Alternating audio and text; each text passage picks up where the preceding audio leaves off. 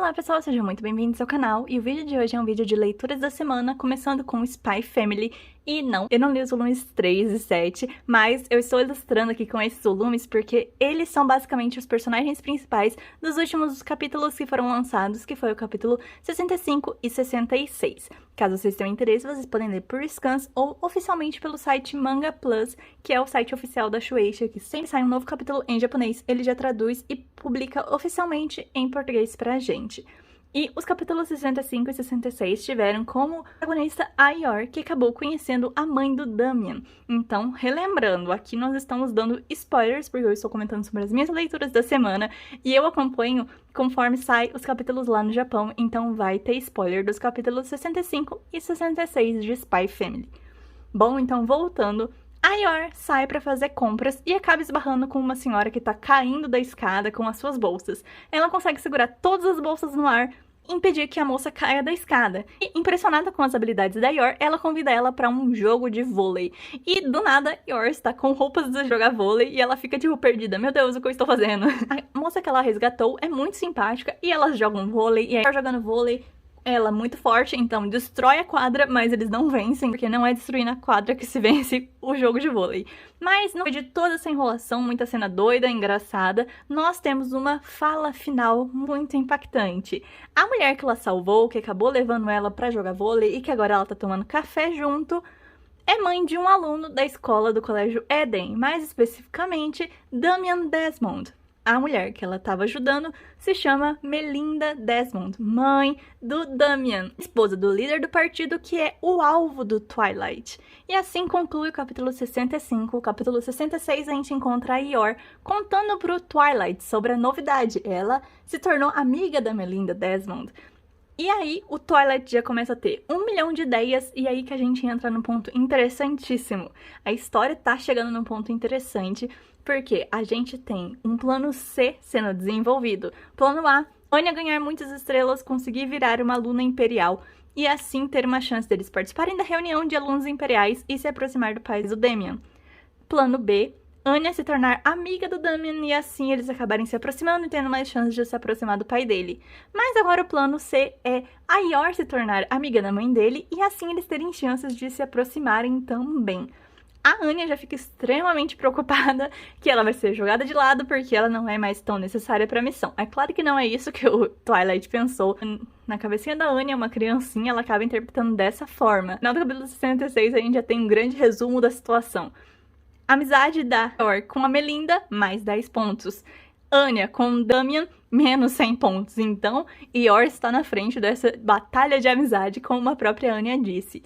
Mas o que a gente conclui nesses últimos 2 capítulos é: a gente tem mais uma peça no tabuleiro do Twilight, que é a Melinda, que talvez tenha muito mais influência política do que a gente imagina. Além disso tudo, a gente tem muitas coisas envolvendo a Yor, que é, no caso, ela contou pro gerente que ela se tornou amiga da Melinda, né, esposa do presidente do partido, e ela acabou soltando algumas informações sobre o Twilight, sobre como ele tem interesse também pelo esposo da Melinda, que é o presidente do partido.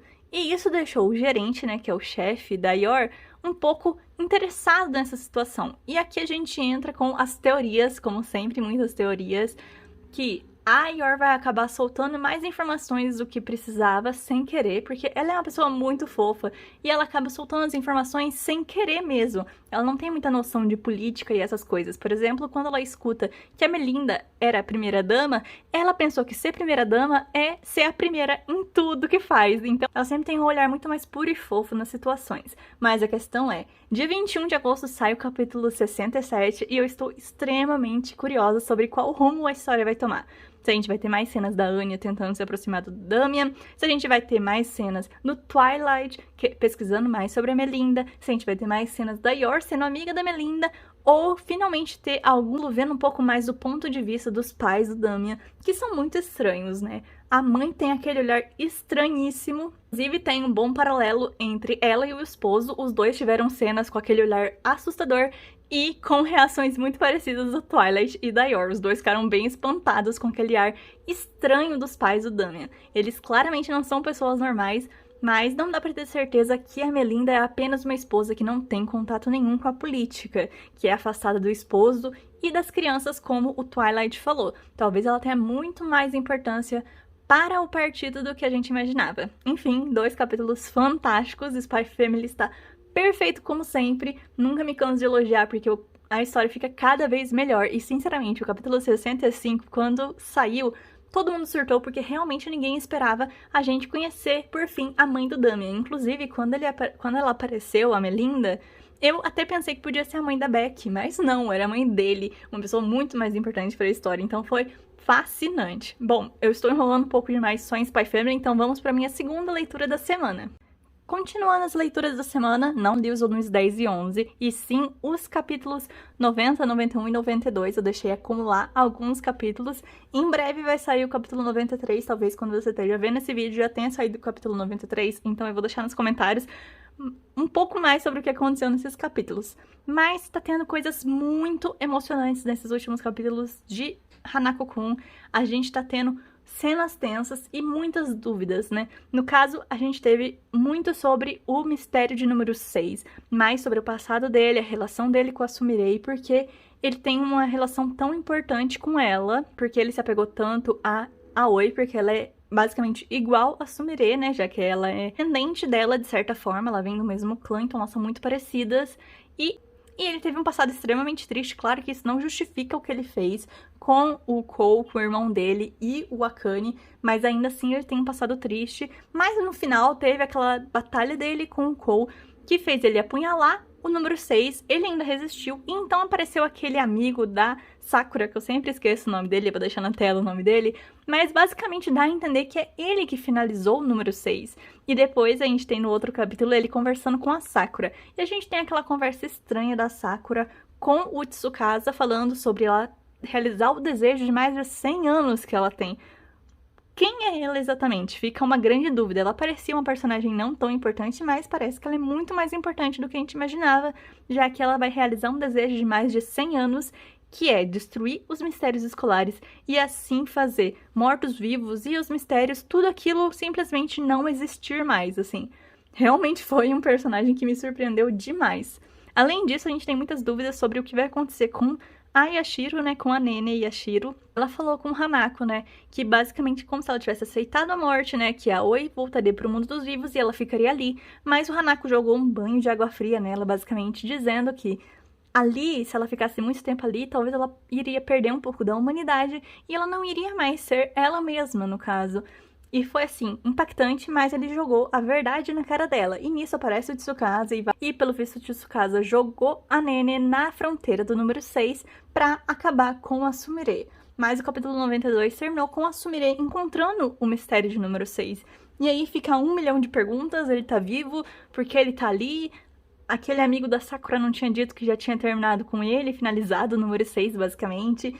O Kou tá bem, o irmão dele... O que vai acontecer? Enfim, 1 milhão de perguntas, não temos muitas respostas. Extremamente ansiosa porque os últimos capítulos estão sendo uma emoção atrás da outra, não dá tempo de entender nada.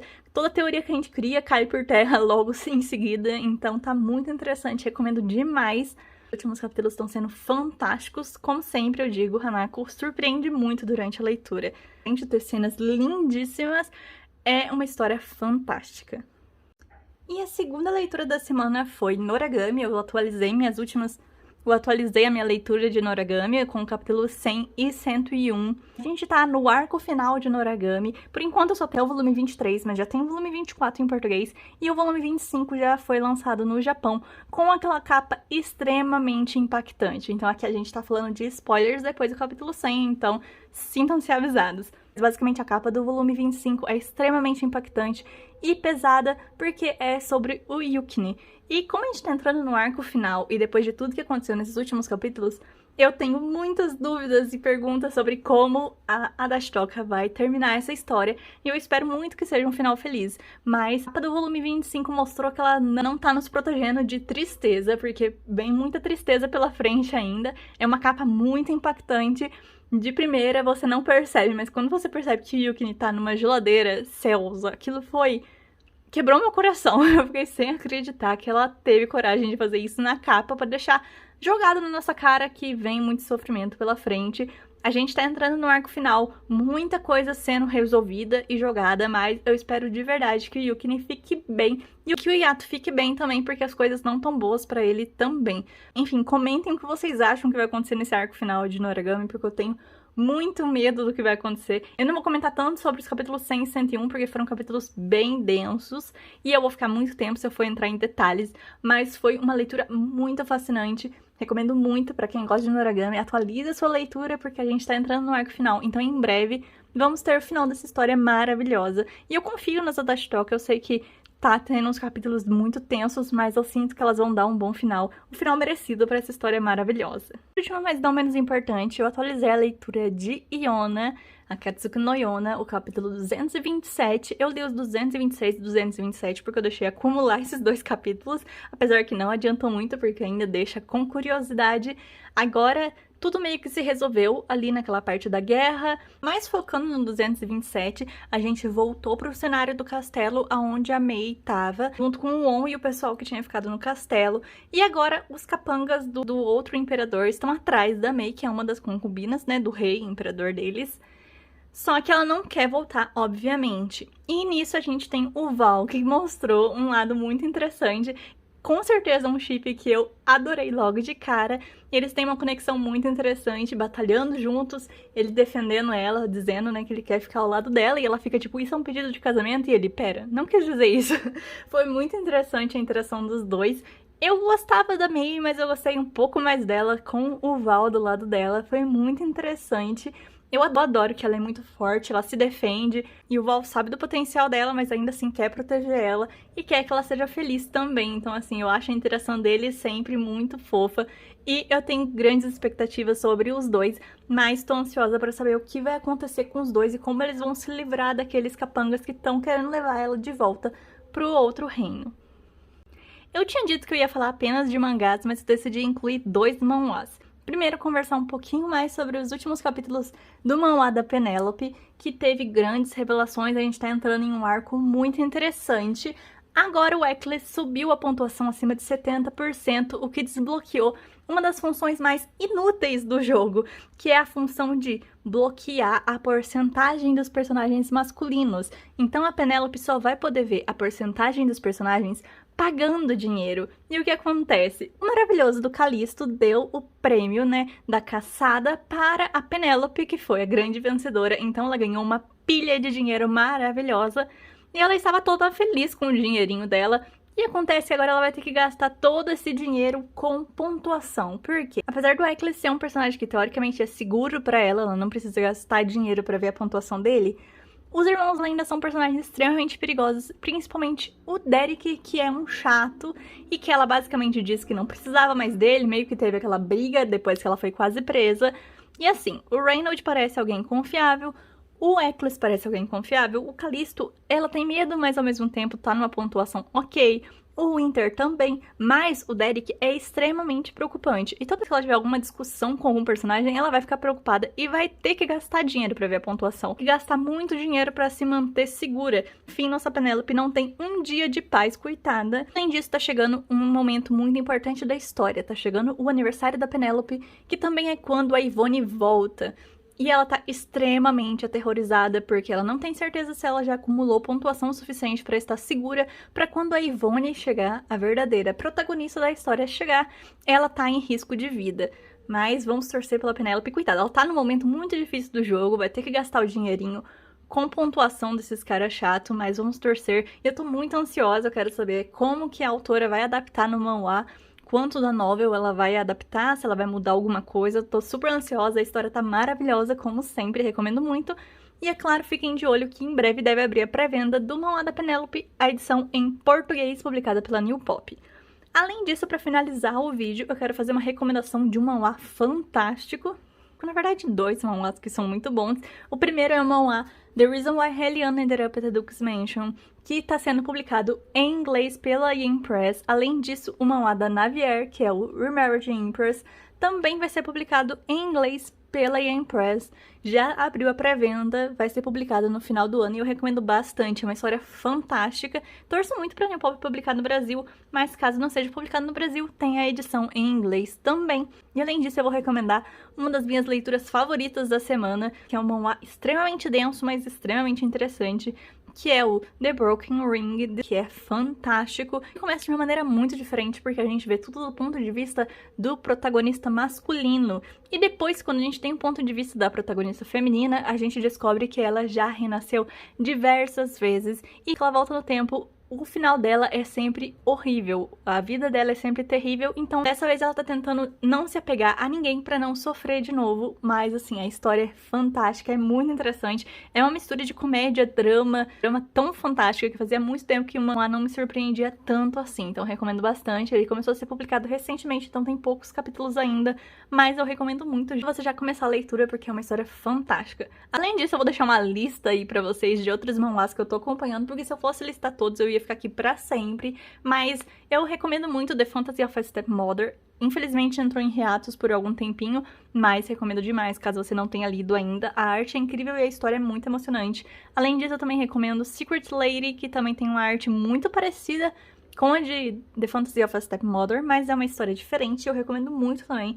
Eu sempre publico lá no Instagram atualizações, porque é uma história que eu amo acompanhar, porque a história é interessante, é bem diferente do que a gente tá acostumado a ver, e tem uma arte fantástica, que eu particularmente gosto muito desse estilo de arte.